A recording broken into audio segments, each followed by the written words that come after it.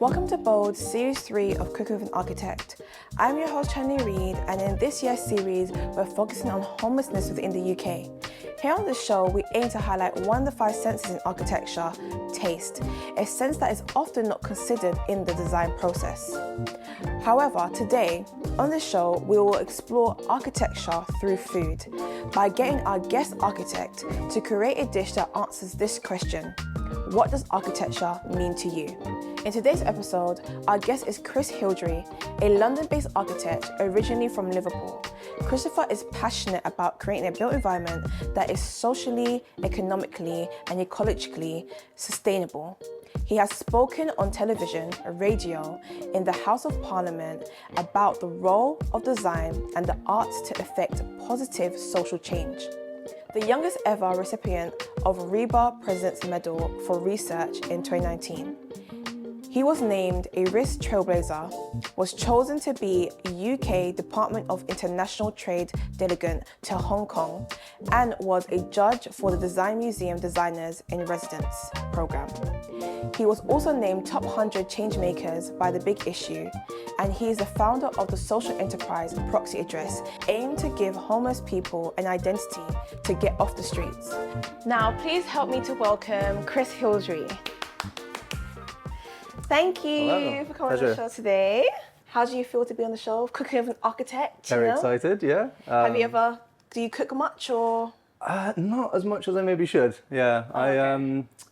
I tend to prefer eating than cooking. Yeah. Oh, well, that's everyone's preference. But I do like to experiment. I tend to bake more, to be honest. Okay. But when I do cook, I tend to just kind of see how it goes, try and stick to the recipe where I can, but otherwise I like to experiment and throw things in here and there. Perfect. And today, I know you're going to cook a particular dish for us. Mm-hmm. So can you please tell us the name of the dish and the ingredients that's going to be a part of the dish? For those who are watching online, you also can find the ingredients on our website and cook along with us too. So please, could you say it? Great. So the dish today is confit bialdi, which is... Can you say it again? No. Confit bialdi. Okay. Probably someone correct my pronunciation. So it is, you will have seen it on the film Ratatouille. It's that chopped vegetable dish. Yeah. It's very nice. It's Ratatouille is kind of a simpler version with sort of roughly chopped veg and things.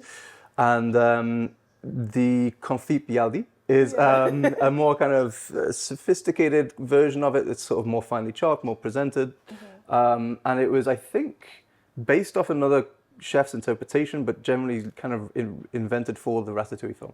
Okay. But I was thinking that. I was like, isn't this the dish from Ratatouille? I was like, this is so cool. Yeah. So yeah, it's kind of a mixture of summer vegetables, which is kind of appropriate given that you can't tell through the video today, but it's one of the hottest days of the year. Yeah, definitely. He said stood by the oven.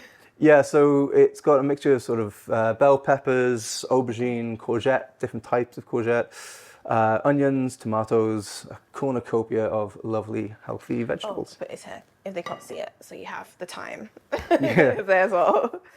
And salt and black pepper as well. And salt and pepper for seasoning, and some olive oil for the roasting. Perfect. Yeah. Oh, okay. So this is really exciting. So in terms of your dish, how does this answer the question of our theme this year of homelessness, and answer the question, what does architecture mean to you? Well, I think for me it kind of came down to the origins of the dish itself, which is that it was intended to be kind of cheap and easily made. Yeah. I think it was Lebetkin who said that nothing should be too good for ordinary people. Yeah. And I think that's kind of something which is reflected through this meal, but also I think should be reflected in architecture as well. I mean, as architects, we tend to largely cater towards a client base who are organizations or individuals who have the means to commission a bespoke building. Yeah. So it's kind of, inherently biased towards a certain level of means.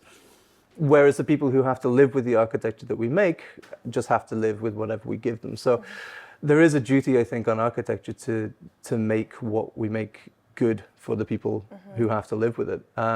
So yeah, for me, this dish sort of based on Ratatouille, based on this kind of simple food, is really sort of related, but also I think that kind of architectural designy touch of adding onto it to make it a bit more finely seasoned, finely chopped and presented a bit more aesthetically is quite nice as well. Yeah, which I kind of get in like community kitchens. It might not be aesthetically pleasing. It's just kind of like you need to get the base essentials, give them the food. It's not really presented as like nice and.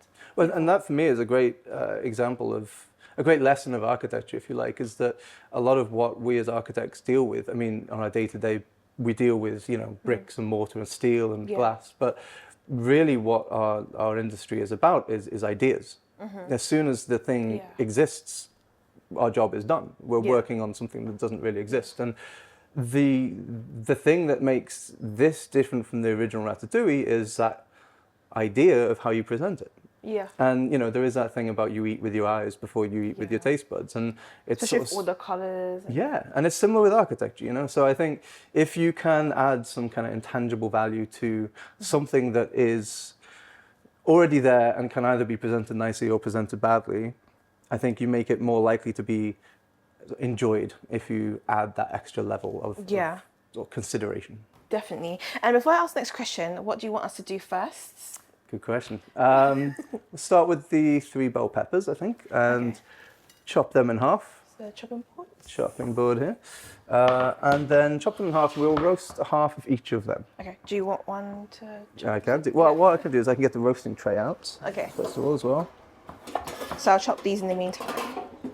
Yeah, just in half. Get rid of the stalks. Can I get the knife? You kind of did. You can have that one. Thank you. I can do one of them as well if you like. Yeah. Thank you very much. Okay, so I wanted to ask as well, in terms of you being an architect, what made you want to study and go through the process of becoming an architect in the first place? Well, when I decided to study architecture, if I'm being honest, I didn't necessarily want to be an architect. It was okay. It was. It's more that I enjoyed the things that were involved with the course. Okay. So at A level, I really enjoyed design and technology. Okay. And what I really liked about it was that in all these other classes, we were taught that this is what has gone before. Yeah. This is you catching up on the world. Yeah. With design, it was the first time where the teachers would say, well, this is what has gone before. Now, what would you do? What are you going to add to the world? Yeah. I liked that agency. And so, I really liked design and technology. And when it came to architecture, the fact I liked drawing, the fact I liked sort of slightly the engineering side, the materiality of it, and I liked the social side and the maths and physics as well. Yeah. Kind of came together like that. Yeah. I think now, because I'm not sure when you studied to be an architect, because I know that now you don't want to know? I know that now you don't necessarily need to study physics to be an architect. Yeah. So you can, because I remember when I was studying to go to architecture school, I didn't actually have to study physics. Yeah. Maths definitely, but not. But, I mean, it depends how much engineering you want to be involved in the course, really. One of the things I'd say about architecture is it's so versatile as a degree. Yeah. You can go through and do very conceptual things at one school. Yeah. You can join another school and you have to have fully detailed, structurally working things. Yeah. Oh, we just need the 3. Just 3? Yeah, just 3 halves. There you go. Okay. Could you pass me the olive oil as well, please? Yeah. Thank you. Yeah, I totally agree, because I think with those who even study architecture, the skills that you learn is so broad that a lot of people either become like either interior designers as one, or they become product designs or furniture designers, which actually kind of like helps in terms of diversifying their skills, or even graphic designers, which is quite cool. Yeah. So yeah, I suggest anybody to study architecture. Like, it's the best course personally. I think it has the most transferable skills that you can find. Yeah. The funny thing about architecture is that when you study it as a course, the only thing you never do is build a building. Yeah. And then when you graduate, the only thing you're expected to do is build buildings. So there is a kind of strange transition Jump towards the between end. the two. Yeah. But as a course, there's so many transferable skills. Yeah, It sets you up really well. Definitely. And for those who aren't architects watching, could you possibly break down the role of what architect does? Because I know now in the industry, it's like you have planners and you have architects, and they're like, oh, it's just the same thing. You're just drawing designs. But if you could break down in terms of what an architect really does and what they offer to designing a space compared to if they were just someone who just draw designs. Again, there's so many different approaches you can take within the industry, but generally speaking, let's say you're designing a house, for example. Yeah. Then, you're not just drawing. What you're trying to do is find out how the building can kind of take into consideration the needs of the people who will live there, and sort of make that physical. So you're part therapist for the clients often. A lot of what you have to do, because you have experience as an architect of going through this process of taking something from idea to a physical reality, you have to guide the client, because the client has not gone through this usually, especially if it's a private house. So often they won't even know really what they want, or they can't articulate it. And so there's a lot of just person skills there. But then once you're able to do that, you go through and you sort of get the idea of the concept in place, Do they want the house to be really open plan? Do they want it to be sort of separate so you can have one person in one room and not speak to another person? Do you want it to do all these different things? And then once you get that set, you can start to get through the developed design. You start to add a bit more information around materials and how the light might work and how the surfaces work and all that kind of stuff. And then beyond that, you start to add detail, work with structural engineers, and you've got costs and things like that. And some of these things are interesting. Some people find some areas more interesting than others. But ultimately, what's really nice is on any given project, you start from zero, you go to a completed building, and there's like a trajectory during that process. And you do different things every time. So you start off really sort of, sketches, and then you start off with more sort of disciplined plans, and then you start into technical detail, and then you're on site and you've got hard hat and boots on, and then you've got a thing being finished and you're taking photos and people enjoy it. And then the next project you might do all that again, but on a completely different building with completely different people involved. So unlike a lot of jobs where you end up doing the same thing over time, architecture really keeps you on your feet. Because you're always having to reinvent what it is that you do. And would you say that how senses now really do play a part in the way you design? Like you were saying, I think one thing I wanted to ask you about is that, do you think buildings now don't have a sense of thinking about how people feel in spaces? Because you have the visual part of seeing buildings, and then obviously today on the show we're looking at the senses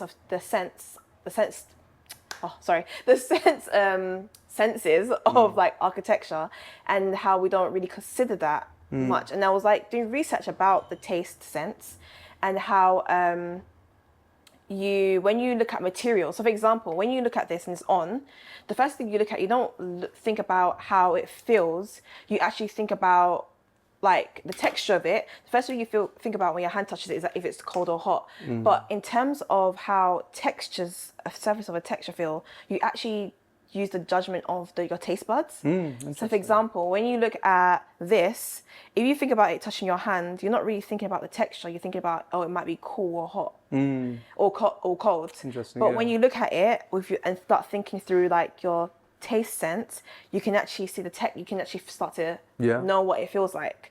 And I think the reason why I say we don't consider it much, because we don't think that we use it, but it's like when we judge materials and how a space will feel like in terms of when you touch surfaces, it's all about that taste sense without even knowing that you're using it, kind of thing.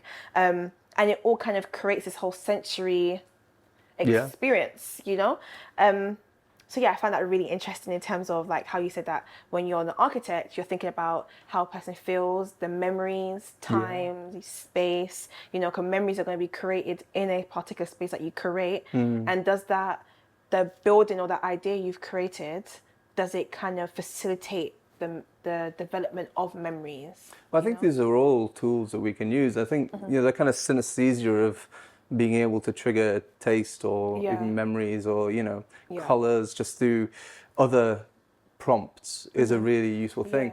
It's one of the reasons I think it gets sometimes a bit neglected is it's less neglected in academia, it's a bit more neglected in practice, because in practice, quite often, too much I would say, the industry comes to rely on what is quantifiable. And you can quantify, because at the end of the day, the architects aren't paying for the building. So the people who are paying for the building, providing the market for architects to exist. I can smell your, I just wanted to okay. Ooh, yeah, okay. I can smell it, I was just checking. There is a sort of a bias towards quantifiable elements, which means that things like sensory elements are really important, again, for the end user. But this is the thing with architecture. When you design a building, or even when you are purchasing the services to create the building, you're not only doing it for yourself. Let's say you're a big company and you're building a big headquarters. You're not only doing it for yourself, but you're then also influencing the public realm, right? You're changing the skyline. You're influencing the pavement. You're bouncing light off and different things. And so you need to be able to, as an architect, ensure that the building takes into account not only your direct client, but also your indirect clients, the wider public.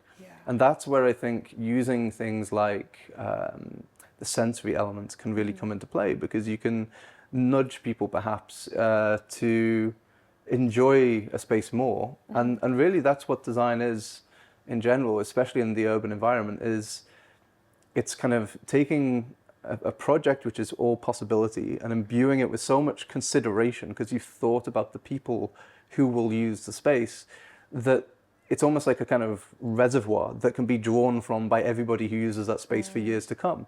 Because if you're walking through a space and you bang your shoulder off the side of a building because somebody's designed it in a really poor way, that's going to be annoying for people for years. Whereas if you have something where it's, there's a little niche and there's a chair in there which is shaded during the day, you see some those who pass by. Yeah, like you can start to really take into consideration how the public use the private property that is a building. And I think that's interesting, because the people who are inside the space, they use this.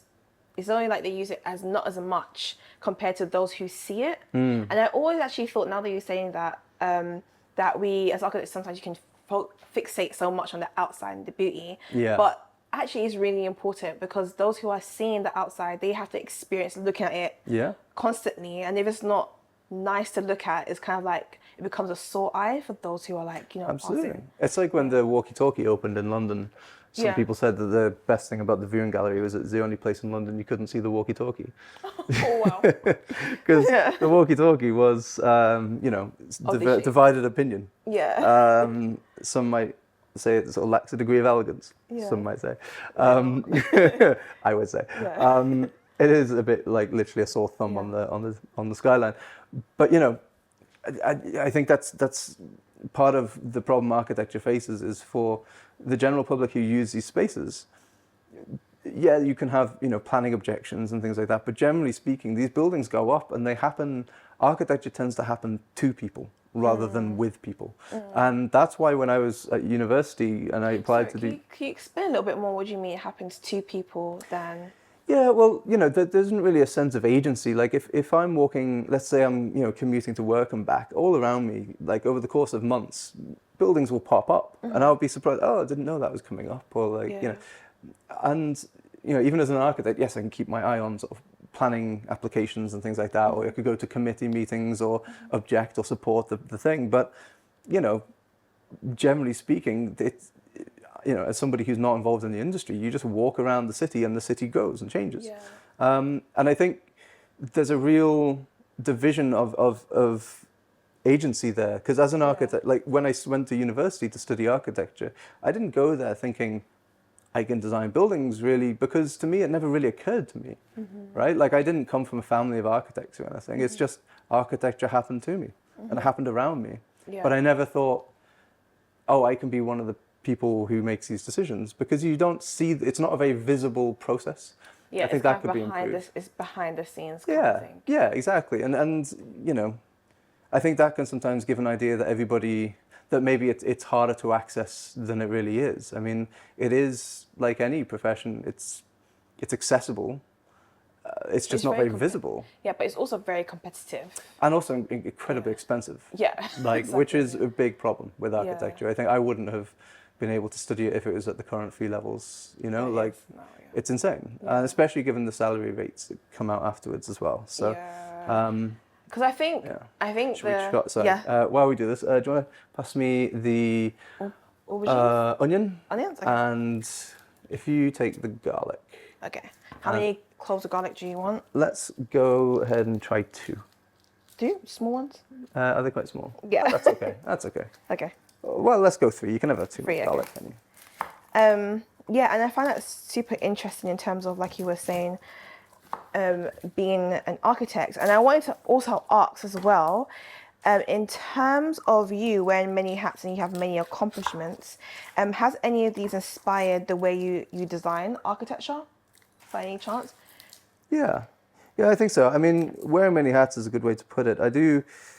I see architecture as, because now I have my own studio, I can kind of do what I want a little bit more than when I was an employee. Yeah. But even as an employee, I'd always have my own kind of competitions in the background and stuff like that. But now I have my own studio. I see architecture very much as kind of a means, not an end, right? So I don't necessarily see the output of the studio as having to be buildings just because I'm an architect. And there's a reason why I called the studio Hildrey Studio, not Hildrey Architects, is because if you call yourself Hildrey Architects, people will only come to you for buildings, right? Oh, yeah.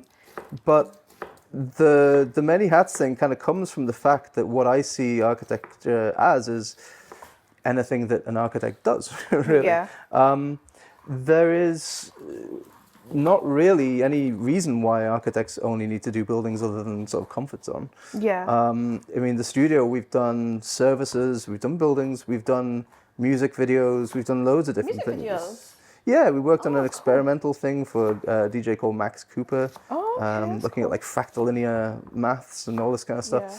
But you know, again, it's using the maths that was part of my architectural education, right? Yeah. So it's using these skills. It's coming back to what I said earlier: is you come out of university with all these skills that you've been trained in, and sometimes you feel like you're losing quite a lot of skills if you then only do buildings, because you kind of come out and you're expected to do this one thing, and you know, maybe your final year project was this incredibly exciting experimental avant-garde piece of questioning what it means to be in a city, and then you come out and you're doing toilet schedules for 3 months. Oh, You're yeah. like, it To make the happens, money, you know. yeah. And you know, part of it is part of the skill of coming out that process is curating your career, so you're getting access to the things you want to do, even when you're having to do the boring, necessary parts. You know? Of architecture. Yeah. So wearing many hats is, I think, for me, just a symptom of the fact that I don't see architecture as only being buildings.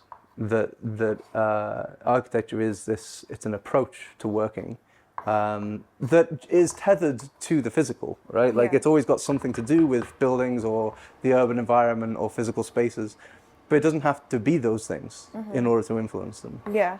So, because I know you're very much into the social side of it, and I saw one of your projects which looked at the underground and using these air vent spaces in order to kind of create this this habitat, this nice, would you call it ecological?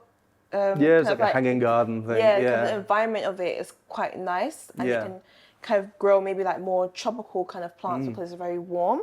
So I do think that sometimes in architecture school you do have the opportunity to be super creative. Yeah. But when you leave architecture school, if for example someone that might not have the opportunity to have their own practice, the creativity kind of like dies down. And I think something you said that when you were working in practice, you were still doing competitions in the background, which I think helps in terms of someone who is an architect or architect in training still keep that creativity, because sometimes you have briefs and you have all these plannings and stuff that you kind of lose that excitement that you kind of got in the beginning. Yeah, you need to. And also I think architecture has a much higher proportion of people who are quite lucky in that they really enjoy what they do, right? It's very common to find that. It's not so common to find that, generally speaking, in the world, right? I mean, maybe more likely in a profession where someone has studied vocationally or something. Yeah. But in architecture, I mean, I'm very lucky that I enjoy what I do. And so when I would work a job, a full day at work, Yeah. I'd come home and then in the evening I'd do my own work. It's because you like it. It's because I enjoyed it. It was my hobby. Yeah. It just also aligned perfectly with my career. So it was very lucky in that sense.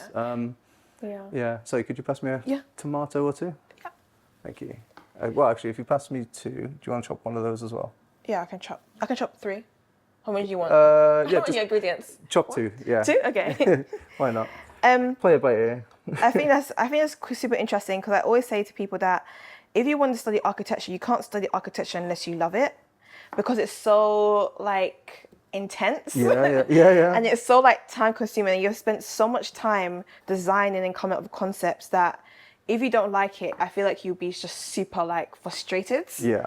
So I definitely agree in terms of it is. I know a lot of people say that architecture is not just a passion thing, but I really do think sometimes it can be a passion thing. Like you really do have to love what you do.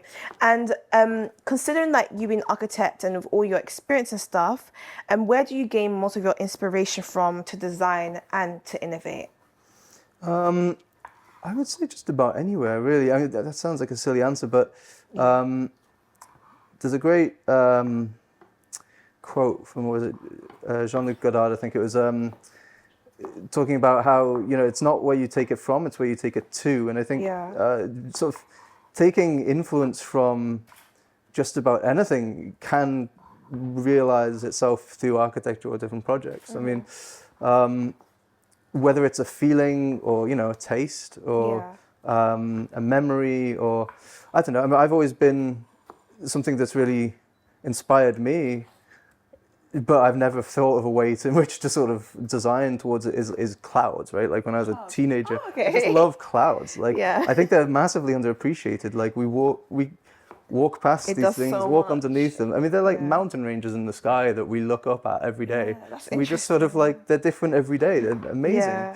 But I've never yet thought of a way to design with clouds like in mind. And I was very excited. So I'm from Liverpool originally. At one point, Will Alsop had a design for one of the Fourth Grace on the docks in Liverpool, and it was called The Cloud. I was very excited. Oh wow! And unfortunately, I was less excited once I saw it because it was quite clunky. Okay. But it just goes to show, like for me, I don't even know what it is that I particularly want to design based on a cloud, but I know that there's something that I just find powerful about them. And maybe you can design in terms of around the characteristics of a cloud instead of actually trying to make the cloud itself. Well, that's it. I mean, it's kind of like it's almost the opposite of architecture, a cloud, right? It's ephemeral and it's immaterial. And there was that project, was it Herzog and de Meuron? Somebody where it was on a pier head and they put mist into the air and the whole thing became a sort of building of mist. And it was, that was really interesting. But again, there's something there. But for me, that example of something that I haven't yet realized is a good example of, clouds. Well, it's a good example of just being influenced by anything and everything. I mean, there's a sense of, like this project, Proxy Address, that is still happening at the moment, that started from almost an anger, if you like, at austerity and the effects of that was happening. And it wasn't necessarily, it didn't necessarily stem from some kind of passion for bureaucracy or anything. It stemmed from an anger at unnecessary injustice. And it was an emotion that triggered me to look at, as opposed to, some academic analysis of existing trends, So I think one thing that's very hard to do and takes a career to get better at, but is really helped through architectural education, is being able to not just trust your instincts, but being able to articulate them to yourself. To understand your instincts. And as I say, that can come from emotional responses to things or just curiosity about things, but being able to identify that as something that could be the source of interest. I think that's an important thing. Oh, that's good. And I also want to ask, I ask you more questions about the Proxy Address, in terms of that, what would you consider to be good architecture? Because I think that's very subjective. So Yeah. everyone. But I would like to know your interpretation of what you consider Good to be good architecture. Because you're learning architecture school about, don't design bad architecture, all these kind of things. Yeah. Does it have to do with more of the design of the building or the functionality, or how does it affect the social side of people? Because you can have a building that's not as pretty, but it really does in terms of create a social or kind of create a community amongst the people who surround it. So what would you consider to be bad? Well, it's an interesting question. Because architecture school tends to spend pretty much the first year just trying to make it so that when you think of a house, you don't think of a square with a triangle on top and a little chimney, right? That's the ingrained automatic, autocomplete for thoughts about what architecture is. Yeah. So for me, architecture, what is good architecture? I'm not even necessarily thinking about even buildings, but it's anything I think that has conviction and consideration, I suppose, right? I mean, I still have an appreciation, even though, like, for instance, when I'm doing Proxy Address work that is kind of very socially minded, I still have an appreciation for the stuff that is more about aesthetics. I'm not looking at that and saying, oh, well, why aren't you putting your effort into doing what I'm doing? There's still a place for that, absolutely. And I can still appreciate a beautiful piece of aesthetic design. Yeah. Just as I can still appreciate a wonderfully designed space that is at human scale and has nice materiality and a beautiful play on light. Or I can still enjoy, huge, awe-inspiring projects as well. So I think for me, that as long as something is done, it's similar to music, right? I don't really have a particular genre. I've got very eclectic taste in music, and as long as just something resonates with me, I don't even know, I can't articulate what it is. I was talking about the power of articulating things earlier. I know it when I like it, but I don't know what makes you like will it. Be next. Yeah. Ah, okay, that's interesting. And even with your Proxy Address, could you explain it to those, because as the theme is homelessness and the Proxy Address is around helping those who are homeless, could you explain a little bit to the audience? Oh, they're done. Oh, they're finished. I'll just ask a question quickly. Is it burnt? No. Oh, they're meant to be grilled like. Oh, okay. Yeah, that was perfect. Yeah. Okay, so just quickly finish the question in terms of, could you explain to the audience a little bit about your design of Proxy Address and what is it meant to do, who are the audience, and like you said, the reason why you started it was to provoke an emotion. So anything, in terms of that, like about your innovation. So, I mean, the summary part of it would be that it is a system to provide stable addresses to people going through the instability of homelessness. Okay. And the reason why that's so important is, like, we take addresses for granted quite a lot, but they have become, they've moved from being this thing that describes a location to a kind of de facto form of ID. So if you don't have a fixed address, a proof of address, you can't access loads of different services, everything from accessing bank accounts, accessing libraries, applying for jobs, getting GP, all this kind of, like, getting benefits, all these different things. They're taken away from you at the point when you need them most because of the same reason that you need them, right? So you become homeless, you lose that address. You lose your way into these services. So what Proxy Address does is it takes existing address information from empty properties, properties that are in construction, properties that are donated, that kind of thing, and it's just the address, not the property itself, but just the address. And we have a database and we filter it according to preferential allocation stuff, and basically we allow people to borrow this address. Oh, that's really cool. And with that, because of the way it's set up, once you get into the nitty-gritty, it starts getting really complicated. But the way it's set up means it's secure against anti-fraud and all that kind of stuff. It means that somebody can then go in and they go to a service that requires an address and they use their proxy address instead. We don't need all those different services to change how they operate. Instead, we create a way to access those as they are. Okay, that's really cool. Quickly before I ask the next question, what are we doing next? Well, we are going to get a skillet and heat some oil in it, and so I'll need this. So we could put this on that side. Yeah, is that okay to go down on the yeah, it's fine. marbly stuff? I hope so. Yeah, you can put it on this. Put it on the cutting mat. Yeah. Good plan. Okay, that looks good. And then it's going to be skillet. Skillet. And some oil. Some oil. So I turn it on for you. Yeah, I should put it there, out the way. And in that, we will add the onion and the garlic for a few minutes. There we go. So the next question I wanted to ask you is, I think sometimes we underestimate the importance of having a dress and the address that you need, that we... Oh, do you need something? Yeah, just we can't. Apologies. Yeah, it's okay. Sometimes we underestimate the dress that we need to basically make, live a certain life or life that we need, just for the basic necessities. And I think in the olden days before, you wouldn't need all the addresses and stuff just to get a job, because a lot of jobs were cash in hand. Yeah. You didn't need in a bank account to get a job. So homelessness kind of basically rise when it was a housing crisis, and then a lot of people don't have homes, so a lot of people are sitting on the streets. So I wanted to ask, what was your encounter like when you met some of the people who were homeless, and their stories of being on the streets and what it felt like to be there, basically? Yeah, I mean, it was heartbreaking, really. So Proxy Address started, I'll give a bit of context. Proxy Address started so I was an architect. I was working at a place called Neil McLaughlin Architects. Okay. It was a really sort of nice time in my professional career. So I was project architect on the Natural History Museum project. So that was like the big whale in, dipping the dinosaur out, the grounds project, that kind of stuff. That was like 4.5 years. And when I went to construction, it went down to sort of 4 days a week. Yeah. And with the other 3 days of a week. Oh wait, sorry. So you went architecture practice, then you went into construction. No, sorry. So the project went into construction. Okay, Sorry, okay, it started being built. But when that happens, the architect is less required because you provided them with all the information. You're just answering queries for unexpected things. But so that was 4 days a week, and so with the 3 days a week, I was made what's called a designer in residence at the Design Museum.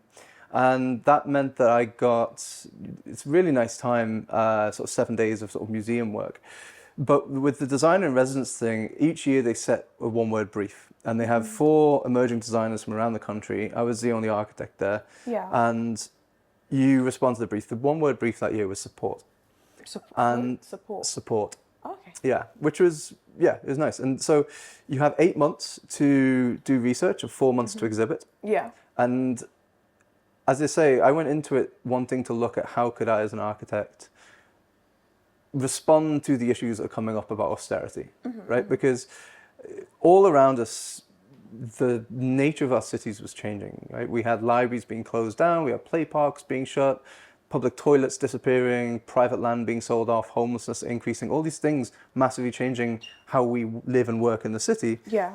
But none of them were my responsibility as an architect to deal with, right? It's all policy, really. Yeah. So from my point of view, I was like, well, how can I use the skills that I've learned as an architect and as a student as well to positively influence, do you want to put the garlic in? Yeah.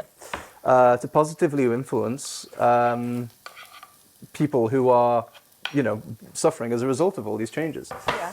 So I looked at homelessness because it was by far the most urgent need. Yeah. And so most of those 8 months I just spent going up and down the country, speaking to people, speaking to people in different forms of homelessness. So whether rough sleeping, sofa surfing, moving from place to place every couple of weeks maybe, or in temporary accommodation, which is a lot of people, where you can be moved with as little as 24 hours notice, right? Like, and you have to move your kids out of school and all this kind of stuff. So really in unstable living conditions. And when I was speaking to people, I was just shocked by the sort of needlessness of the suffering that they were going through, right? Like you had people who were just falling through the cracks. And yeah, I met one guy whose like parents had died when he was young, so he moved to London, then he got kicked out of a flat in London, but London said, well, you've not been here long enough, so we don't have any duty to help. Oh, wow. He went back to Dover, where he was from, and because his parents weren't alive anymore and he had left and come back, they said, well, you don't have any connection here either. So no one really would help him. And so he was just homeless on the streets. And he's young as well. Yeah. There was a guy who, when I met him, 18 months before I met him, he was a doctor with a wife and a mortgage. And his wife had got a terminal illness.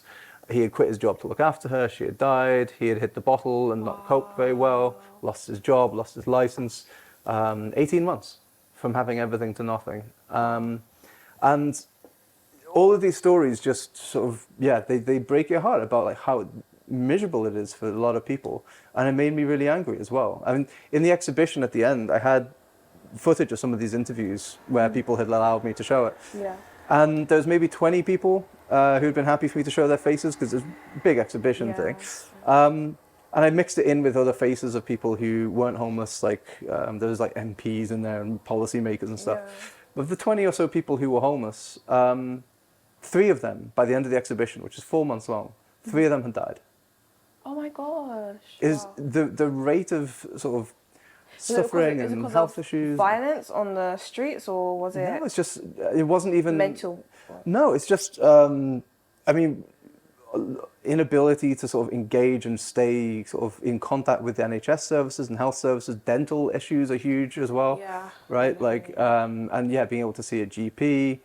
In some cases, obviously mental health and substance abuse comes into play, but those things far and away are caused by homelessness, not causes of it. So you see people come in who really should be able to retain their independence and recover, just not given any support on the way down.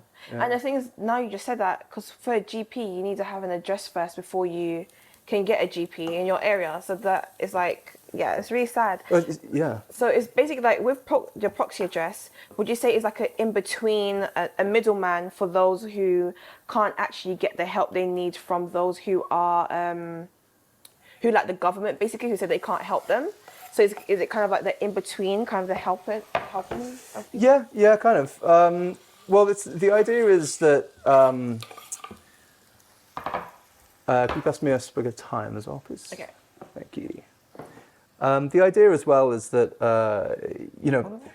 that's grand. More? Yeah, a little bit more. Yeah, one more. Thanks. Yeah, perfect.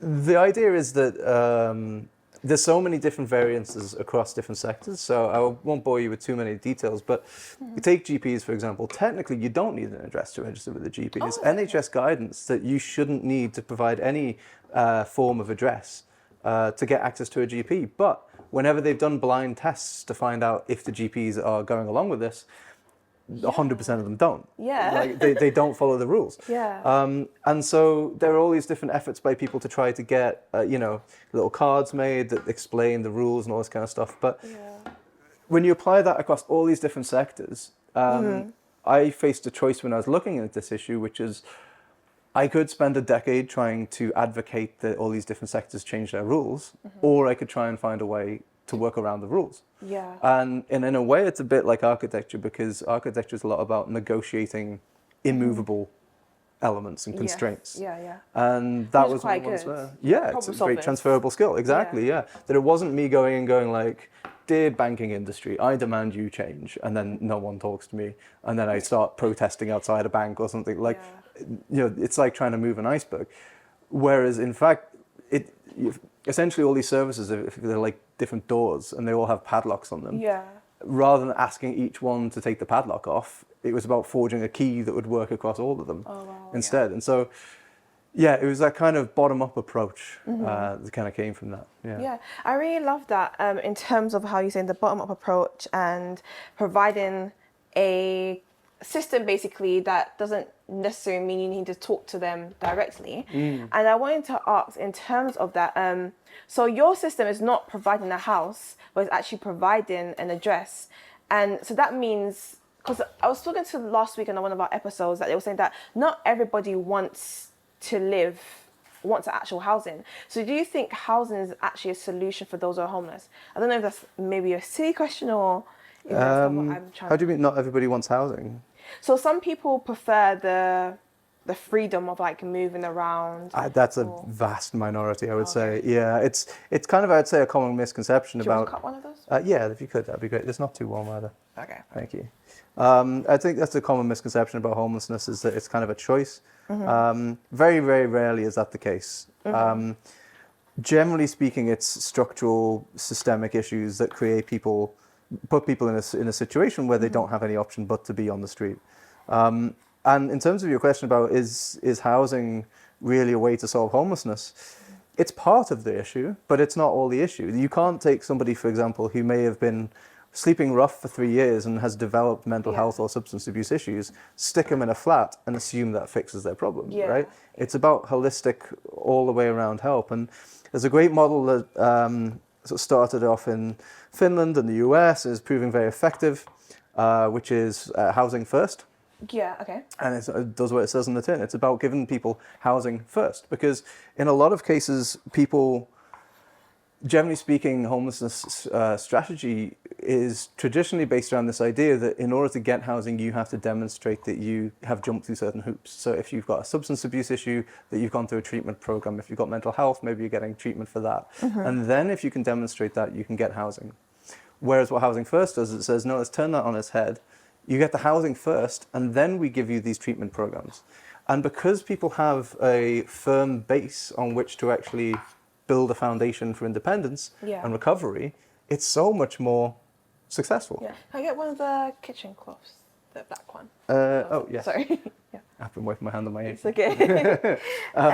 Yeah, so Housing First is great because it gives the housing in order as a jumping off point in order to help people actually engage more with those other things that aren't housing, like actually wraparound support and counselling and substance abuse programs and even employment programs, literacy programs, computer literacy programs. It's very hard to give people all of those services if they are still on the streets. Yeah, so you need more than just housing itself, basically. And I wanted to ask as well, where do you think in our cities, the design of our cities, where we've probably gone kind of wrong in the way we design our cities? I mean, there's loads of things, loads of things that we probably have gone wrong. But when you look at places like where the concept first designed, for example, Barcelona, you'll see that how they have these square blocks, right? And when it was first designed, the initial design of it was supposed to have a half kind of square, and in the middle was kind of like these green spaces where neighborhoods are able to walk, have green spaces and commune. But as the time and the city kind of grew more and the population grew more, a lot more people came into the city and they started to design it and cut off those green spaces. So where they were supposed to have this kind of like this nice outdoor urban spaces, being able to sit and look at greenery, those spaces have now been removed. And it's actually just a whole concrete, basically, cities where people are walking through. Even though Barcelona is beautiful, but some of these things kind of create our cities to be not as comfortable to be in. For example, you're in London, it overheats because of all the less green space and just concrete and buildings and really dark materials that kind of... Sorry to interrupt. Do you want to chop me one more tomato? And if you chop one up as well. These green spaces, these spaces which are dark, so it kind of like create this heated, overly hot city. So I'm pretty sure if you go outside London today, even though it's the same sun or whatever, it's not as hot compared to how it is in London. So what do you think, where do you think we've gone wrong in our cities and design our cities? Because we have even the issue of hostile architecture and all these kind of things that kind of, don't really promote inclusivity in our designs. Yeah, I think there needs to be a bigger role for kind of an overview, I suppose. It does feel sometimes that we've gone a bit, free market with our urban design, which is to say, everything that can be privatized is being privatized. You look at like Granary Square and or even where the old Greater London Authority building is, where I think it might be a Saudi investment fund or something that owns the land there where the local government for London was. So you can't take photos, you can't skateboard, you can't do these things because private security will tell you to move on, right? But also it leads to a thing where your interests are so much more private in a sense that like the people who benefit from certain decisions when there's design happening, the decisions aren't made for the wider public, they're made for the private benefactors. And where that starts to really play out is things like hostile architecture. But also even things like you know, we have these beautiful little gated parks, for example, right? Yeah. Like they're beautiful. They're very kind of Richard Curtis, you know, Yeah. Notting Hill moment, that kind of thing. But they're also I've always found them a little bit sinister as well, because there's all these beautiful parks that you just look at through gates. But you can't go You can't into. access them because they're not public, right? Yeah. So for me, what's slightly missing is a sense of, you know, what architects might call the commons, what other people might talk about as like municipality, is like this sense of shared space. I mean, I went traveling like 10 plus years ago and went through China for a few months, and like their public squares have so much public seating and like little tables to play chess on, or like squares where people do activities and dance and all this stuff. And in Liverpool, where I'm from, when they built Liverpool 1, this whole new kind of quarter of the city which was all shopping, if you wanted to sit down, you had to buy a coffee. Huh? Right? There wasn't any public seating at all. That right? is so silly. Yeah. And if you want to, you know, change a baby, you have to go in and buy a coffee or rely on the good grace of staff members, right? Because there's no public toilets there. Like it's design of urban environment for the people who are paying for it. And if the government, or let's say the public sector, the local government or the national government, can't afford to build these things, this is what happens. So for me, that's a big problem, is trying to keep the public interest at the heart of public spaces. And I think that's interesting that you said that, because that means we're, as a city, we're not promoting community. Yeah. And we talk about community so much with everything you see on TV is like, oh, this community there, community this, but we're not really promoting it in our cities where people can actually gather, can actually come together, can have conversations. And even, for example, like elderly people, they're not able to, if they want to come out and sit and talk to someone, that means there's not a space for them to actually... Sorry, my fingers don't work. That means it's not actually a space for them. It's fine, I think. Yeah, that means it's not actually a space for them to come and actually sit down in the park and talk to people. Yeah. Maybe even watch birds if they wanted to watch birds. Yeah, well, like it's connection. sad. Like you need connection, and the more that people rely on, you know, big screens or little screens for connection, and with the overly curated echo chambers that result, it means that you lose empathy, sympathy, understanding for other people.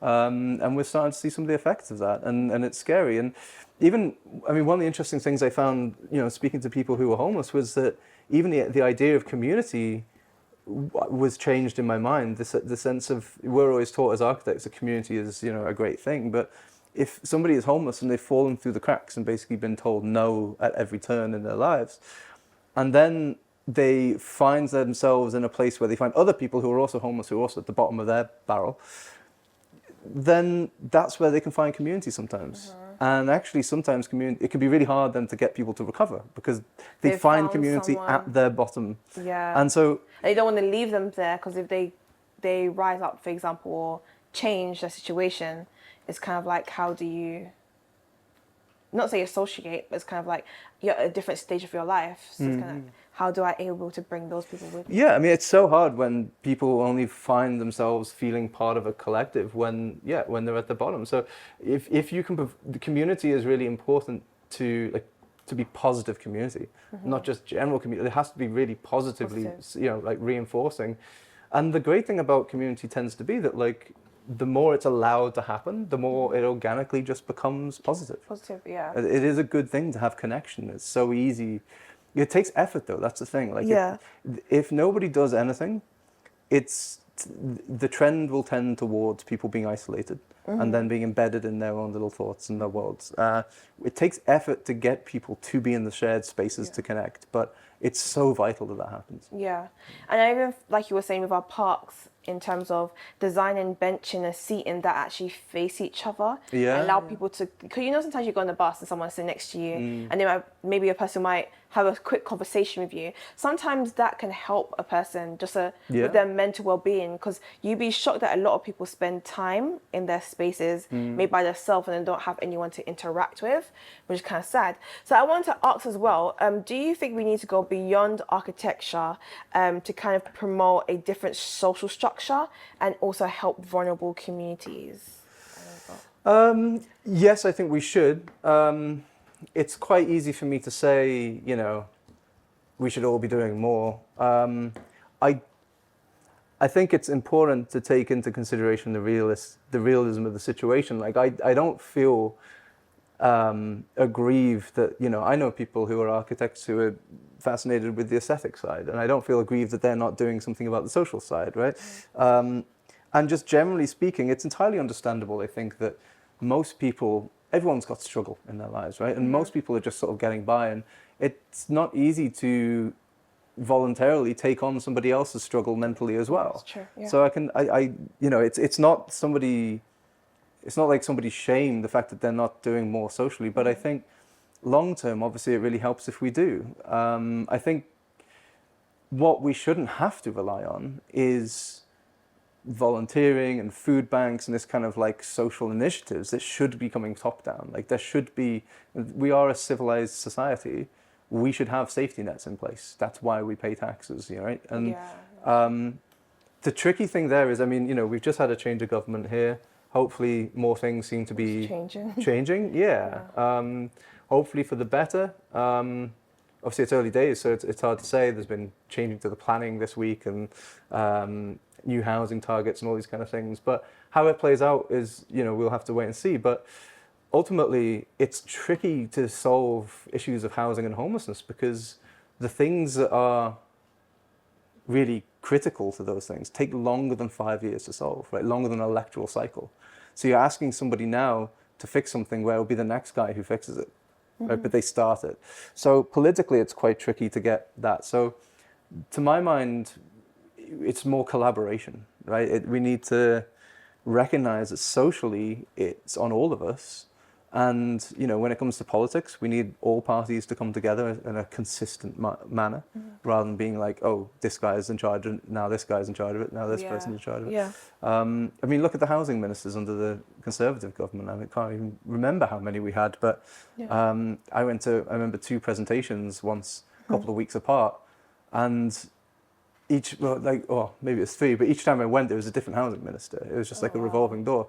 So there's no consistency in policy. Because everyone has their own different approach to what should be done, kind of thing. Yeah, I mean, also, you know, from the politics point of view, at that point, there was quite a few housing ministers who didn't necessarily have too much experience of housing policy. So, yeah, I think it looks like we're moving back towards an element or an era of putting experts in charge of issues, which is very positive. So if we can do that and then move towards a kind of consistent manner of looking at these things, then, you know, hopefully my aim is that it shouldn't fall on we the people to do these things. It should fall on those elected representatives to use the vast resources at their disposal to actually make some positive changes, informed by the people who deal with it on the front line. Yeah, definitely. And even saying that as well, I think one thing I would like to see more in cities and the approach is like maybe community gardens. Yeah. Especially because where I'm from in Jamaica. Do you mind if I quickly interrupt? Sorry. Yeah, it's okay. I think we're going to have to start define mandolin chopping now. Okay. This is the bit where I lose my finger. Okay. Hopefully not. So we're getting out the tools now for that. You want the aubergine, and so where do you want me to place? So if you could, because this little thing, which is what will hopefully stop me from losing my finger, I can only do that much at a time. Okay, that's fine. So if you could chop me off bits about that size, well, I mean, I could do up to there. Chop it in half? No, maybe like do that much at a time of courgette. If you do a bit, sort of 2 inches long, say, of courgette, and then let's try yellow courgette after that. No, so I need to shove it in there and it's going to stick out. So maybe like here. Oh, okay. Yeah, like that. Just like, exactly, that's fine. I think, and then I just need to not touch it. It's, that'll do. Yeah, that should be fine. There we go. So, like I was saying, in terms of, one thing I would love to see more of in architecture is communities. Not communities, sorry. Community gardens? Community gardens. Yeah. Where people can actually sit and they can actually maybe interact with planting things and planting foods and planting stuff like courgettes and all these kind of like vegetables that they can eat and have access to. Because when I think about where I'm from in Jamaica, you have stuff like ackee trees and coconuts and stuff like that you can have access to readily eat, which is quite easy. And even you could go fishing and get stuff like lobsters, which is so expensive here, and Really now. which is like, fish and all these kind of stuff that kind of help a person who needs to eat can eat. Yeah. So I would love to see more of that, maybe obviously not fishing, but like community gardens where people can actually get vegetables. And Yeah, have well, it's access such to food. absolutely, completely agree. So London is kind of, famed for being quite green, but most of it is parks or gardens, right? Like Yeah. private space. And if you want an allotment in Camden, for example, the waiting list, I think, is 43 years. Oh So gosh, yeah. you kind of, you sign up for your children to get an allotment. Okay. So it's not ideal for, growth. And Yeah. when you engage with nature, like just as a fundamental thing in London, you're not really engaging all that much with it. It's actually a really spectator kind of Yeah. relationship because, if you try and plant some plants in the middle of Hyde Park, you're going to get arrested. Yeah, right? exactly. You spectate what other people have curated in terms of planting. Yeah. You don't get to tend to a plant or nurture it as it grows. It's such an important skill to have. A lot of people have houseplants these days, but to be able to, as you say, sort of be able to grow sustenance, right? Like, yeah, I would love to see that. I think that would be a really nice thing to do. And allotments are a really nice community thing. Yeah. But London is quite hard to find where space is so limited. Yeah, definitely agree. I might take not these? use that one, but if you give me 2 out of that. 2 of that one, Yeah. okay. Do you want the yellow ones as well? Yeah, perfect. Okay. Thank Do you want this one? No. Okay, I'll put that one here. So a little bit more about your proxy address. I want to know, do you have any success stories of those who use the proxy address and actually changed their life, transformed it, now working, just doing amazing things that kind of exceed your expectations of what you expected the proxy address to actually offer? Yeah, I mean, so we've done. So it's a slow-moving beast because it's so complicated and it's vital to get it right. Yeah. Ultimately, because we're dealing with people who need to trust what we're doing, right? And given their backgrounds, quite often trust is something that really has to be earned. So far we've done one pilot in London. Yeah. And we're just about moving on to our second pilot in the next couple of months. Yeah. And with that first pilot, we had 50 people. Well, 49 people come through. Yeah. And what we had hoped, thanks, 1 second. What we had hoped, I think we might have overshot this, but it's fine. That's too many? Oh, it's better to have too many than too few. Okay. What we were hoping was of those 49 people, if we could get maybe 25 to 35% of people to use a proxy address for 6 months each, Yeah. if 25 to 30% of those people could escape homelessness within that time, Yeah. then compared to expected outcomes for their situation, Yeah. that would be a kind of success. In the end, of 49 people who went through, 47 were no longer homeless. Oh wow. At the end, 47? 47, like 95%, That's amazing. 96. And they're fully out of it. They have their own Yeah. houses So- now and everything. So the whole test was quite hands-off, Yeah. because we didn't want to be influencing people's behavior when they're meant to be just using the service. Yeah. But I did meet some of them on exit interviews. So they went through the process without any engagement directly from us. But Yeah. after 6 months, I met one guy. The first guy I met, so he had been in a hostel for a while. Before Yeah. that, he'd been sleeping rough. Should we try aubergine now? Aubergine? Okay. Yeah. Before that, he'd been sleeping rough, and he'd been sleeping rough for a couple of years. And he got his proxy address. He was able to set up a bank account. He was able to get access to the library, to get computer literacy classes, to type up a CV in an adult learning centre, apply for a job, got that job. Yeah. Not only got the job, but got promoted twice. And when I met him twice, he was a regional sales manager. And when I met him 6 months later, he'd driven to meet me Yeah. from his flat that he has, and he has a car, and he's a regional sales manager. 6 months before he was homeless. Yeah. It's absolutely amazing. And So how does that make you feel to know that you innovated, you created something that actually ended up helping these people to change their life? Initially? And it's amazing. Yeah, it's that's all any of us really want, right? Is something that we want a career that can be Yeah. not only kind of interesting, can sustain you, but is also meaningful, right? And so, yeah, that was like finding meaning all of a sudden. It was amazing. Yeah, I can't describe the feeling. I can imagine. That must have been like, because like you spent time creating this thing, and then to know that it's actually, you know, is that? That's right. I'm just struggling with the cutter. I think I don't want to start fiddling with the blade, so I think I'm just going to keep trying. And if should I cut these thin in the meantime? Yeah, I might try that. I'm going to try one more go. Ooh, okay, my finger slipping off was not a good sign. It's starting to work, but actually, given the size, I think chopping is going to be good. Okay. So as thin as you can. That's perfect. Like that? Yeah. Okay, we've got a professional on board. That's good. Here you go. Do you want me to, I can chop them in the meantime because you have those. Yeah, well, this is fine. Maybe if you pass me some tomatoes, I will... Chop some more tomatoes? Yeah, I'll chop them as well, because this is going to destroy them. Okay. Here's a plate. You can put them on. Actually, put them on this plate. You can put those ones here so they make room for the chopping one. That's really amazing. And I wanted to ask, in terms of, because I'm assuming that a lot of people went into private housing, like the ones who were successful. Yeah. In terms of that, what is your stand currently on social housing? As you know, we don't have many social housing because a lot of it was sold off to those who lived in the properties.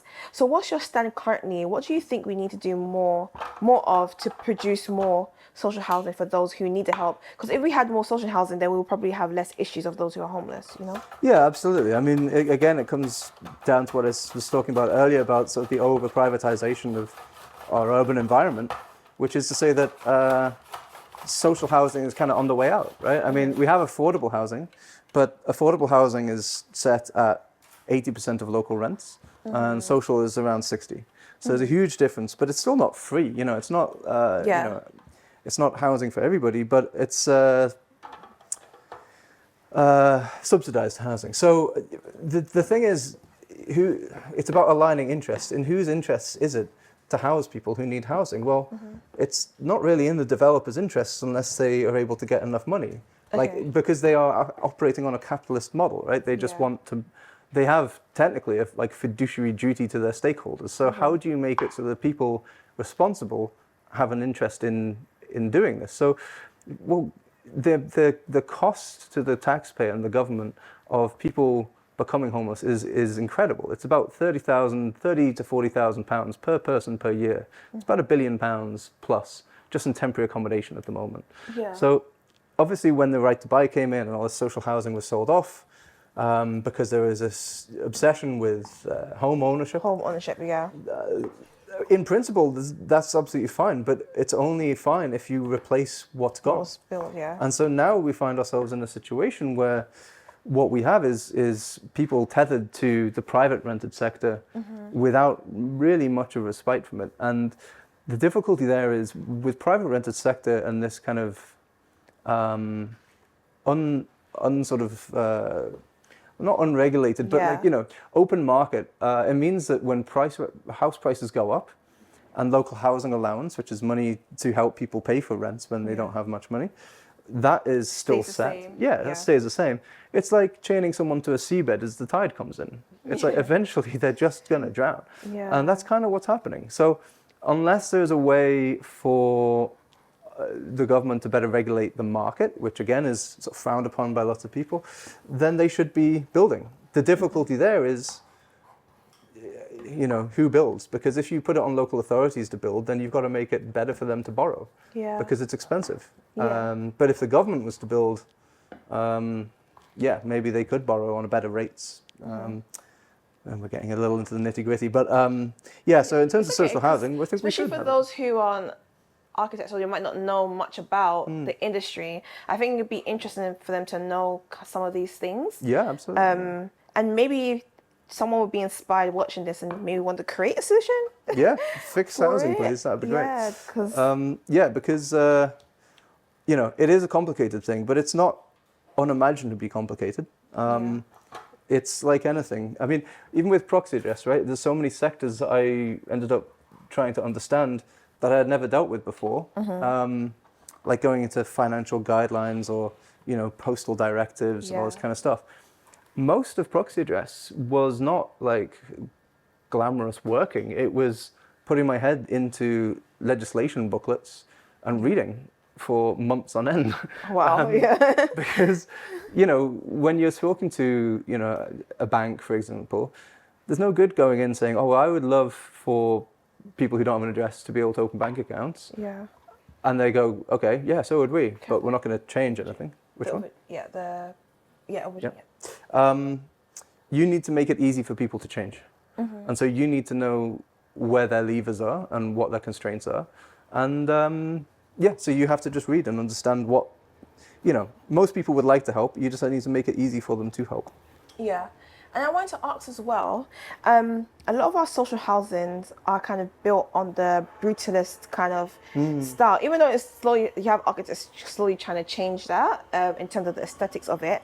I find sometimes that some of these spaces can be very unattractive and also cause pockets for, people to do things that they shouldn't be doing, kind of thing. And what is your thoughts in terms of this aesthetic side and the building side of the social housing? Because you have a lot of them have been knocked down, which we have an issue with, that a lot of buildings, the construction industry is creating a lot of the global warming, because we have buildings that's around for 40-something years or 60-something years, and then it's knocked down, which kind of defeats the whole purpose of you building it in the first place, if you're going to knock it down. What do you think we could do more of designing social housing that's actually more sustainable, socially sustainable, and also environmentally sustainable, that you don't have to knock it down in the next few years because the spaces designed weren't even good in the first place? I mean, again, I think a lot of it comes down to, this will probably come off the heat actually. Okay. A lot of it comes down to magic, to funding and resources, as a lot of these things do. Could you pass me one more tomato actually, please? Yeah. And that's probably enough aubergine, I think. Well, if you keep going until the end of that piece, that'd be great. The reason so many social housing things are brutalist was because it was a lot of them are the result of a post-Second World War push to house people. Because around the same time that the NHS was invented and people were a bit more socially minded. There was this idea that maybe we shouldn't have slums in these cities. Maybe we should have places where, people can live in comfort. The difficulty was, because it was a large government initiative and the concrete wasn't very well specified, that a lot of them started to fall apart. Yeah. And that's the reason why. Yeah, it's just sort of like, it was a mass scale building thing. And, if you look at the housing in the Barbican, for example, that's brutalist housing, but it's maintained. Yeah, it's true. Because it's got the money to maintain it, so it's beautiful. It's true. So, if you look at a lot of the kind of brutalist estates around London, and London's very mixed, right? You don't really have ghettos of poor and rich, you have both sitting side by side. That's very true, they are sitting right next to each other. Yeah, like those places, a lot of them could be nice again if people put a bit of money and care into them. Yeah, effort. Like if you look at Trellick Tower, for example, I used to live in the shadow of Trellick Tower almost in West London, and I went in there. I wanted to take photos once because it snowed. I wanted to take a photo from the top, and it's a private place, right? So you can't just walk on in. Some of it is kind of affordable housing, as it was intended. It was intended to be social housing, but a lot of it now is being bought up as private housing, and it's quite interesting. So I managed to sneak in past the concierge. I got in the lift, and the sort of bottom few floors, it was like kids enjoying snow and stuff like that. And as you went up, it was very kind of stratified. Like as you went up, it was more kind of like people called Tarquin with little dogs and stuff. Yeah. And, but you could see, like, as the doors opened, like there was no money being spent down here. As you went open, bing, it's like fresh finishes and everything. It's a much nicer place to go. And there is, I think, a bit of a relationship between nice spaces and likelihood of crime. Sorry, the flag out, the window's open. Clearly it's an appealing smell. Yeah. What do you want us to do in the meantime while you're... Right, so what we can do here, let me just double check my little recipe thing here. Guys, it smells very good, by the way, in here. I wish you could smell it. It smells good. What we'll do is we'll get a dish, put this in, and then start layering some of this veg over. This one? Yeah, why not? Okay. Yeah. Ooh. Sorry, guys. Cooking is a bit messy, If you could get the lid for me. Yeah. Thank you. Okay, we'll only need a second or two on this. Okay. And then we just split it. Bullets into bits, yeah. Okay. Don't want to leave any of the good stuff behind. Yeah. This is the best part. Yeah. Of all of it. That's so so now, nice. guys, we're just going to blitz the tomato and sweet pepper mix together. And then after this, what we're going to do next after this, quickly? Then we'll put it into the dish. Sorry? Sorry. Perfect. Perfect. Yep. And then we'll stick it in the dish as the base. Okay. We'll just pour it in. Base here. And then we're going to put the vegetables, lay them down. Yeah. And then we're going to make a quick drizzle to put it on top. Okay. And then it's in the oven. Okay. Okay. And the next question I wanted to ask, what advice would you give architects and designers who are upcoming or who are in the design industry currently? As in kind of students coming up, or Students, yeah. Even those who are actually already in the built environment, but maybe they would. Pass it to me actually, because we'll take turns. Okay. Thanks. That maybe. So we're doing. Wait, sorry. It's okay. How are we doing it? Well, I'll lay them down if you like. But we need actually what you could do for me, if I give you these. Okay. And I pass them to you. Yeah, pass them to me in order. So is So we'll do yellow, white, green. So tomato, which I can take, Okay. and then it's the. Let's do it the way it's arranged there, Okay. which is like that, and then an aubergine, which is going to An be quite aubergine. big, but it's fine. It will just overlap. It'll just go like that. Okay. Perfect. Okay. Right. Now I'm going to make it a bit tighter because we've got quite a lot. Yeah, we have quite a few. So if it's nice and dense, it'll look even better. Okay. Okay, so just like that. So then again, tomato, and then, thank you. Sorry, so did you mean students? Yeah, students and even those who are already in the built environment, what advice would you give them? Oh, you're right. Sorry. It's okay.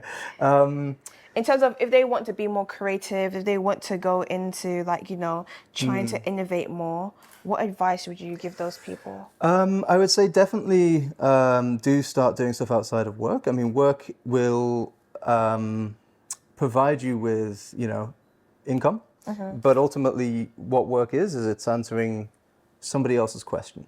And it's really important, thank you, to curate your own career, whether it's started or is yet to start. Yeah. Because one of the best lessons I was given is that when opportunity comes, it needs to find you ready. Okay. And so if an opportunity comes along and suddenly you run into somebody who on a night bus coming back from a night out, who's like, oh, you're an architect, I need a house extension. Yeah. You need to be able to say, yeah, I can do that. You don't need to absolutely know that you can do it, but you need to have enough confidence to say you can give it a go. Yeah. And so just taking the time to, enter competitions, do exhibitions with friends, visit things, get as much influence from things as you can, experiment, right? Like, especially the earlier you are in your career. Yeah, the more you should experience. Yeah, the more you need to fail. Like, it's great to fail. Thank you. See, keeping me on track here. It's so important, aubergine, Yeah. to fail early on, because it's fine. People expect you to fail. They don't expect you to fail when you're, a 55-year-old associate who's in charge of a large project on site. Then they expect you to have already failed. Yeah. But I think that's one thing that our mentor always says that it's very, not say dangerous or scary to work with people who have never failed in life. Exactly. Because where would you get the experience to know how to do something better and to be better at your craft? Yeah. You can't always get things right necessarily all the time. Yeah. So it's important to, even I guess you would say that on the teams, in architectural practice, is to also have people who can fail. Because I think sometimes this this is my take, basically. I find that sometimes in the architecture industry, you will have people, you will see job applications for a certain role and they're asking for all these years of experience, right? Which I understand because everything costs money and you don't have the time to, make the mistakes. Train, I guess, yeah. And train to make the mistakes. But it's important to have those people who can, sometimes who can bring a little bit of experience and maybe some people who haven't failed yet, I would say, that they might be able to be a little bit more creative than those who, are set in their ways, yeah. Yeah, set in their ways kind of thing. Absolutely, yeah. It's absolutely vital to, keep on your toes. Now if I just twist that up, we can probably just fan that out and we can be done. Let's be over the edge. Another question I wanted to ask quickly was how could people get involved with your proxy address and be a part of the movement that you're currently doing? Are you open for collaborations with people in terms of helping those who are homeless or? Yeah, absolutely. Yeah, I mean, once our second pilot is underway, we'll definitely have volunteering options, which we can be posting about. I think that's about right. Then I will just make a quick garlic oil and thyme little thingy. So if we get a little bowl, just a small standard bowl is fine. And then if you could help me by chopping 1 clove of garlic. Okay. Yeah, so how could they get involved with your project and be a part of it? And as well, where are the places that you're planning to roll out next? So in terms of next places, we've got to just confirm that before we go public with that. Okay. But we are aiming for around 5 to 8 locations. Now, the reason why I say 5 to 8 is it depends on where there are unitary authorities, which are kind of multiple councils in one go. But yeah, generally speaking, we are going to be across the UK, not just London-based. We're going to be also, taking in different sort of areas of law. Okay. And potentially after that, because we want to walk before we can run, we've got some very interesting conversations internationally as well. I was just about to ask you that. That would be really amazing, especially I know that places like LA, they have huge homelessness massive issue there in LA, and I feel like this project will be such a good opportunity for those. I'm not sure, I'm not from America, but I don't think that the government really offers opportunities for those who are homeless. I think culturally it's a bit more different, bring yourself up by your bootstraps kind of approach. I don't really know, but it's something that, we're definitely looking at, and we've got conversations happening at the moment. But as I say, we want to sort of, because it's so much trust required in this whole thing, we want to make sure that what we're doing is something that can be trusted. And when it's needed most, it's there. So, I mean, if you look at the pandemic, there were so many charities providing good services and support that just sort of disappeared overnight because suddenly it was really difficult to operate. There maybe weren't contingency plans in place, maybe they required face-to-face, maybe they didn't expect donations and funding to dry up quite so much. And so what we need to do is make sure that when we're needed, we are present. So it's a kind of slow battle to make that happen. But in terms of getting involved, when this new pilot comes out, there will definitely be volunteering opportunities. You hear that, guys? Hear it first. And also, you can always get in contact to donate addresses as well. Although you need to own the property, you can't just be renting it. And also, in addition to that, you can donate as well. And anything donated goes in 100% to providing people with addresses. It doesn't go towards proxy address admin or anything like that. So at the moment, it's just sort of heads down on our side, but as soon as it's live, then there's loads more opportunities to volunteer. But also, I mean, get in touch if you want to volunteer, because different skills are absolutely needed. So it's not only just designers that can volunteer, but also those who may be in the financial sector, I guess? Absolutely. I mean, there's very hard to know of any skills that aren't relevant. In the health sector, the financial sector, the postal sector, the library sector, the coding sector. I mean, we've got a lot of software development that we do in-house that, if we want to get people in, if we can get people in website design, we're just about to launch a new website soon. So there'll be a bit of work in sort of wrapping that up as well. So lots of things. But if you feel like you want to get involved and you have some skills of some description, let me know. Yeah, That'd be great. the links will be in the description box as well for in terms of getting in contact with Chris and maybe applying for some of these roles. So do have a look out for that as well. And as we're applying this last bit, I wanted to ask, there's a spoon inside the purple. That's what I'm looking for. Thank you. Stirring with a knife. In terms of even that and the coding, would you introduce stuff like AI and stuff like Bitcoin and stuff inside of it? The reason I asked this is because I did a project at university and where part of it was those who were asylum seekers, they couldn't apply for jobs because they weren't from the country. Yeah. So they were able to make money through digital currency. So would that be something? It's definitely something we've always got an eye on. I mean, when we first started, yeah, lots of people were asking about blockchain and, does this use blockchain? And quite honestly, we probably would have had an easier run of funding if we just said, yeah, totally. So he was like, yeah, like NFTs, throw that in, AI, totally.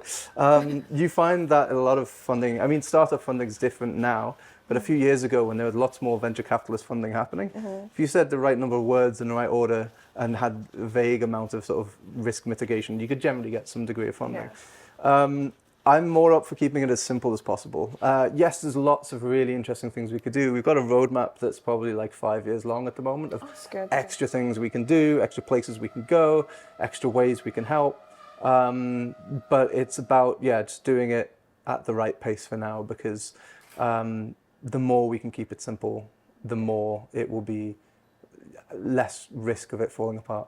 Okay, perfect. Okay, guys, so there's going to be a quick break, so please stay tuned.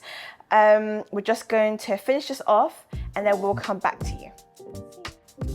If you've made it this far through the episode, I would like to say a huge thank you for staying tuned. Before we get back into the episode, please take a moment to subscribe to the Bold Platform channel. Like, comment, and reshare. It is our mission to change the narrative of how we use, see, and interact with architecture. Also, I would like to say a massive thank you to the Royal Institute of British Architecture for sponsoring this year's series of Cooking with an Architect. REBA London aims to bring awareness to the work of architects through providing support and education opportunities for architects across the UK. So, if you're an architect and would like to find out more of what they do, please take a moment to join one of the REBA London groups, and the links will be placed in the description box below.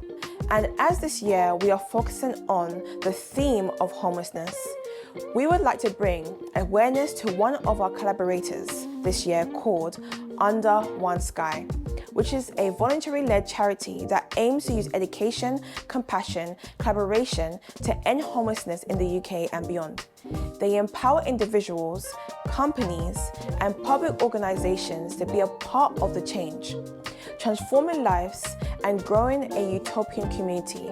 To learn more about Under One Sky, links will be placed in the description box below.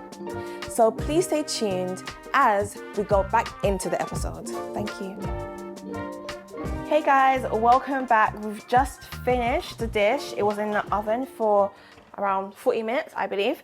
It looks very much amazing, doesn't it? Looks really, really good. Looks tasty. And yeah, so now we're going to play it out and wrap up to the end. So what do you want me to do now for you to help? Good question. Actually, well, what I'm going to do first of all is move some of these aside and just get some of the sauce out. So if you could actually maybe just fetch me that dish over there. This dish? Yeah, perfect. And I'll just grab some of these, just pop them on the side for later. Thank you. And a little bit more. Whoops, it easy. Ooh. Ooh. The aubergines. There we go. Yeah. It's not the only thing. Okay. Now, if I can pop this down. Yeah, that's fine. Thank you. Now, get rid of that. Okay, and get some of this. Guys, I wish you were all in the kitchen right now. It smells really, really good. I can't wait to try it. It's going to be good. There we go. It's a nice little bed. Yeah. There we go. So guys, remember to also subscribe to the channel and also like, comment, and reshare for the episode. Right now, we're just finishing up the dish with Chris Hildrey. He's plating it now, which looks really and absolutely amazing. And yeah, I just can't wait to actually start trying it. It's gonna be good. It's gonna be really, really good.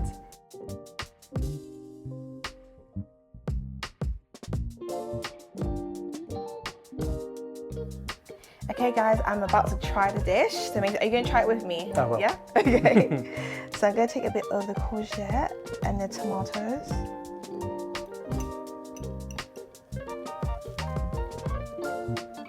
I really like it, it's nice. I never had it. This is a dish of ratatouille, guys. It's really good. Real life. It's really good. Thank you so much for coming on today. Pleasure. Thanks for having me. I'm so excited for everyone to actually watch the episode and see all the knowledge and wisdom that he actually gave us today. I hope you were able to be inspired and also somehow impact the built environment yourself. And I just want to say as well, a big thank you to Royal Institute of British Architecture for sponsoring this year's series of Cooking with Architect. It's just so honored, and thank you so much. And thank you all to you guys for watching, for tuning in, subscribing, liking and comment on this episode and our platform. Until then, I'll see you for the next episode. Bye. Bye. It was great. It was great. It was yeah, nice to do a dish that I've only done once before, so it was a bit of experimentation. But yeah, it was really nice to chat, talk while cooking. Usually it's just sort of me on my own, getting stressed over cutting vegetables, so it's nice to have 2 or 4 hands. Yeah, it's lovely. Today was so amazing, cooking with Chris Hildrey. I learned so much about his Proxy Address and the initiative of actually trying to help people get them off the streets and, you know, to get their life back on track and be inspired, and how much, you know, as architects and designers and what we can really do to help those who are from vulnerable communities. It doesn't have to actually be a physical building, but it could be a system, a social system that we can create to really help. So yeah, it was amazing time today.